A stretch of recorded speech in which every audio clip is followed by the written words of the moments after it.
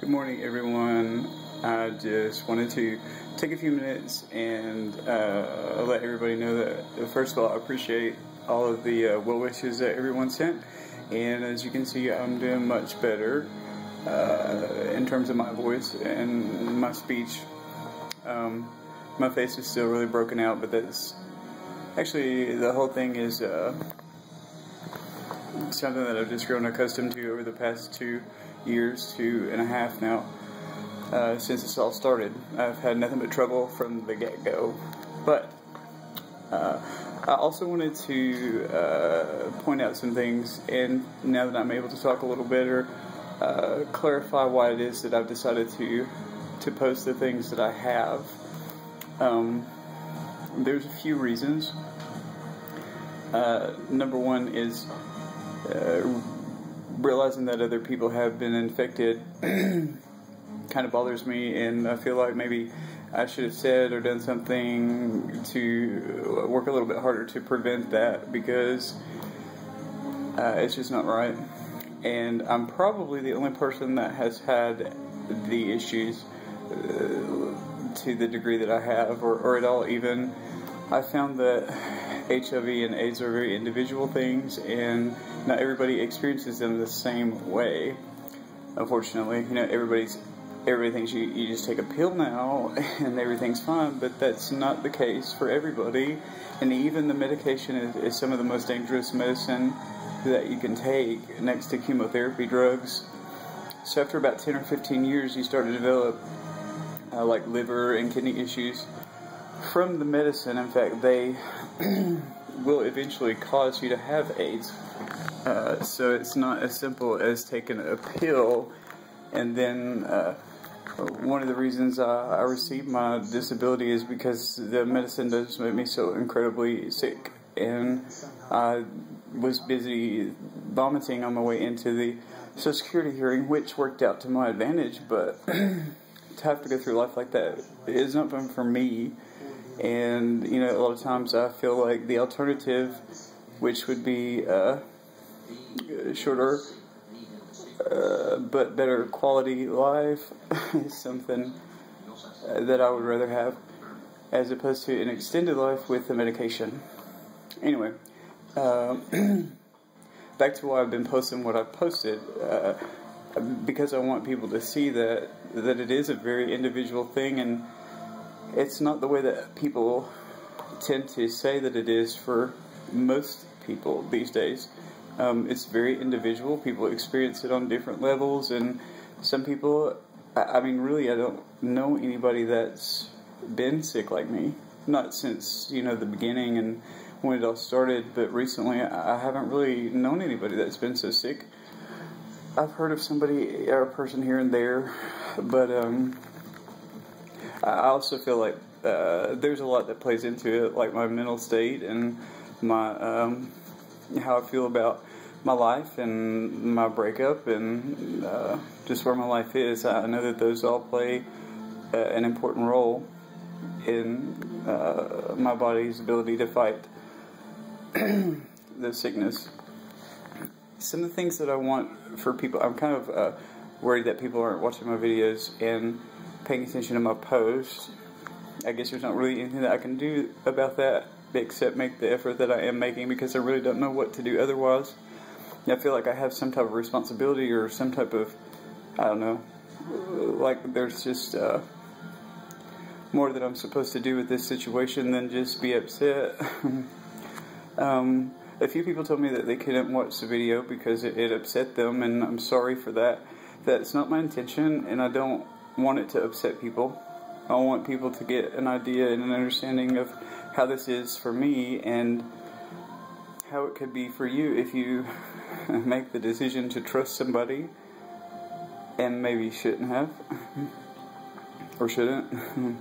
I mean, it's just, I thought I was a pretty good judge of character, and I like to think that I am, but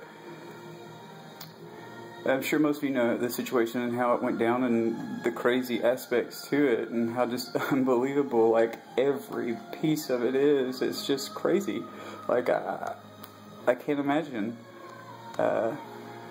being so heartless and thoughtless when it comes to someone's life and what I'm having to go through.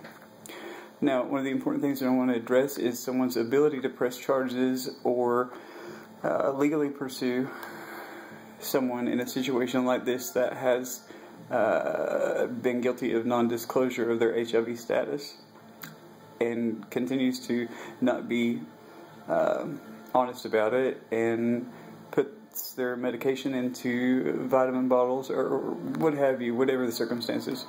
In my opinion, it's not okay because, like I said in one of my videos, my life will never be the same. It will always and forever be affected, and there's nothing that can change that. There's not going to be a cure for HIV, and especially for AIDS. If you do your research, you'll find that there's some aspects to HIV and AIDS that just don't really make a lot of sense or add up, but that's another time for that. Anyway, one of the things that I found really disturbing is that back in November, the Canadian government deemed it legally acceptable to lie to somebody about your HIV status if you're taking the medication and you practice safe sex. It's legally okay to lie about having it. And me, for one, I'm not okay with this because the person that infected me was on the HIV medicine, and they did lie to me, and I did catch it. A lot of people think that because you're on the medicine and you're undetectable means that you're not transmissible either, or non-infectious, and that's not true, because that's exactly how I caught it. And these are things that I think that we need to be aware of. Also, President Obama started pushing for state and local legislator last year to not prosecute non-disclosure cases like mine. And in my opinion, not just because I have it or caught it like this, but it should concern everybody, because what that means is that possibly may be why I've had some issues trying to legally do anything to the person that infected me. Now, the health department is just lazy, and they admitted that to me when they said, "What do you want us to do?" And my thought was, your job, maybe I wouldn't have this problem now. Because, you know, he had infected other people before me also. They do have him on record at the health department, so they know. I mean, hello, it's not real hard. They know. And they're like, "What do you want us to do?" Really? Because is that what my life is worth to you people? Or what it's been reduced to? Really? Because I can't figure that out still. But anyway, so you do a little research on Obama and you see that drug companies are some of the companies that have backed him, and they want to put everybody on an HIV pill. That's just a simple fact of the matter. I mean, it's absurd these days that you can open a magazine and see an advertisement telling you to ask your doctor for a certain kind of pill, because I was always under the impression that the doctor told you. Whether or not I agreed with that is a different story, but it's absurd that you can just open a magazine and go ask your doctor about a pill, because that's how everything is marketed. Every medicine, the pharmaceutical companies have more money than God or me or you. Know anybody that has as much money as they do, or ever will. They control more than we realize or pay attention to or agree with.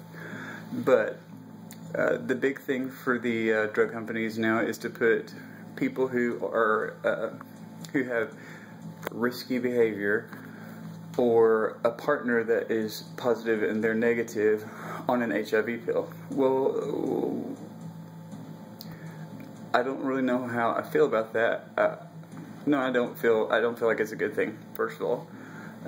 Maybe if you're in a relationship with somebody that is negative, I mean, or positive, or, you know, whatever the case may be, possibly at that. The point here is the medication, mine is $3,000 a month. So let's put everybody on a $1,000 a month pill and make some money, because really the pharmaceutical companies don't care about you or me or anybody else for that matter. They're just out to make a quick dollar. And the fact that Obama is